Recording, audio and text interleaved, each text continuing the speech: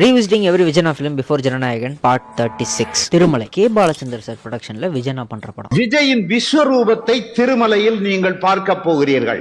விஜய் இப்படியெல்லாம் கூட பண்ண முடியுமா என்று நீங்கள் நிச்சயமாக திகைக்க போகிறீர்கள்.